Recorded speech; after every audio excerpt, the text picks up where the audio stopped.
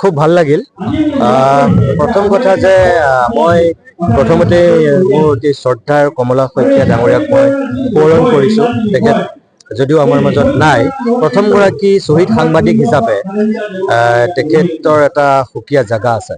আৰু সেইজন ব্যক্তিয়ে যিহেতু এই বিদ্যালয়খন প্ৰতিষ্ঠা কৰিছিল, আজি ৭৮ বছৰ হৈছে বিদ্যালয়খনৰ, আৰু প্ৰাক্তন ছাত্ৰ ছাত্ৰীসকল একত্ৰিত হৈ দুদিনীয়াকৈ যি বৰ্ণিল আৰু বৰ্ণাঢ্য কাৰ্যসূচীৰ আয়োজন কৰিলে, মই ভাবোঁ যে এয়া অসমৰ জাতীয় জীৱনৰ কাৰণে এক সুখবৰ।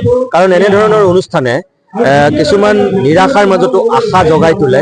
আৰু মই ভাবোঁ এই বিদ্যালয়খনৰ অতীত ৰোমন্থন কৰি বৰ্তমানৰ ভেটিত ভৱিষ্যতৰ সোপান সিঁচিব বিচাৰিছে এখেতসকলে এই অনুষ্ঠানৰ যোগেদি। গতিকে এই বিদ্যালয়খনৰ ইতিহাস, বিদ্যালয়খনৰ অতীত ৰোমন্থনেৰে বৰ্তমানৰ শিক্ষক সমাজৰ লগতে বৰ্তমানৰ ছাত্ৰ ছাত্ৰীসকলকো যথেষ্ট অনুপ্ৰাণিত কৰিব। আৰু মই ভাবোঁ বিদ্যালয়খন আগন্তুক দিনত আৰু বেছি উজ্বলি উঠিব। বিগত ৭৮টা বছৰত এই বিদ্যালয়খনৰ পৰা অসমৰ বিভিন্ন প্ৰান্তত, ভাৰতবৰ্ষৰ বিভিন্ন প্ৰান্তত বহু স্বনামধন্য ব্যক্তি সৃষ্টি হৈ পেলাই কৰ্মক্ষেত্ৰত জড়িত হৈ আছে। গতিকে মই তেখেতসকলকো অভিনন্দন জনাইছোঁ এই বিদ্যালয়খনত শিক্ষা গ্ৰহণ কৰি তেওঁলোক তেনেকৈ উদ্ভাসিত হোৱাৰ কাৰণে।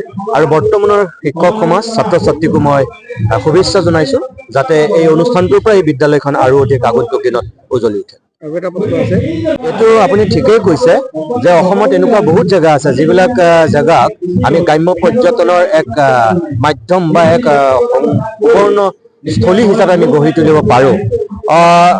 ইয়াত এতিয়া ধৰক এই দিখৌ নৈখন আছে কাষতে, বা ইয়াত বিশেষকৈ সমন্বয়ৰ ইয়াত এটা বাৰ্তা আছে। যেনেকে হাজোত যেনেকে এটা বাৰ্তা আছে, তেনেকে দিখৌ মুখত তেনেকে বাৰ্তা আছে। কাৰণ ইয়াত এফালে আজান পীৰৰ এটা জেগা আৰু আনফালেদি কিন্তু ৰামখা পীঠো একেলগতেই আছে মোটামুটি। সুৱাগুৰি চাপৰি আছে। মুঠতে এনেকে যদি আমি চাওঁ যে এইটো এটা সমন্বয়ৰ স্থলীও।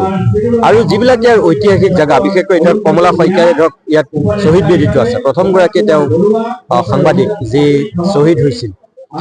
গতিকে এনেকুৱাবিলাকৰ ফালৰ পৰাও এই জেগাটোৰ কিছু সুকীয়া গুৰুত্ব আছে। আৰু মই নিজৰ বক্তব্যটো কৈছোঁ যে অসমৰ বহু কবি, বহু গীতিকাৰ, বহু গায়কৰ মানে কণ্ঠত বা লিখনিত এই দিখৌমুখৰ এটা সুকীয়া অস্তিত্ব আছে।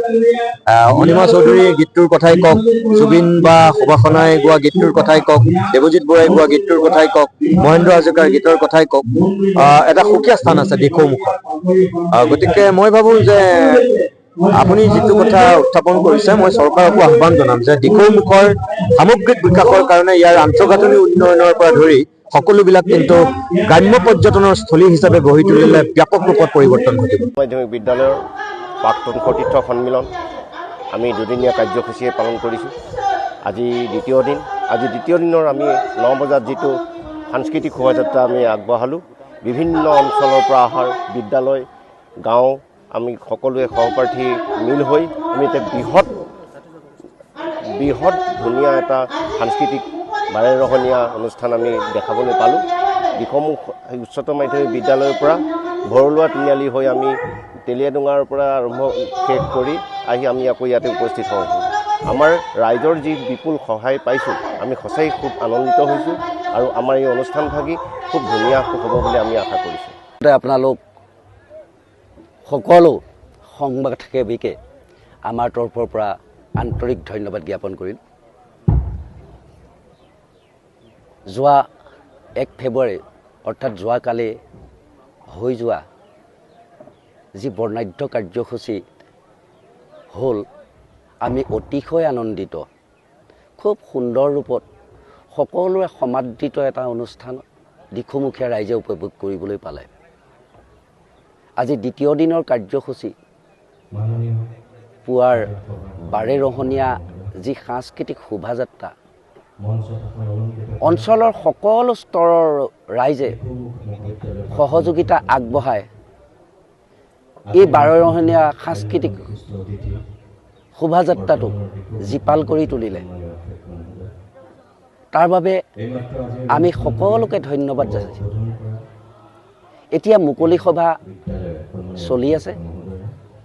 এই মুকলি সভাৰ আজি আমন্ত্ৰিত অতিথিৰ ভিতৰত অসমীয়াৰ জনপ্ৰিয় টিভি চেনেল প্ৰতিদিন টাইমৰ মুখ্য সম্পাদক নিতমণি শইকীয়া ডাঙৰীয়া আমাৰ মাজত আহি উপস্থিত হৈ মঞ্চত আসন গ্ৰহণ কৰিছে।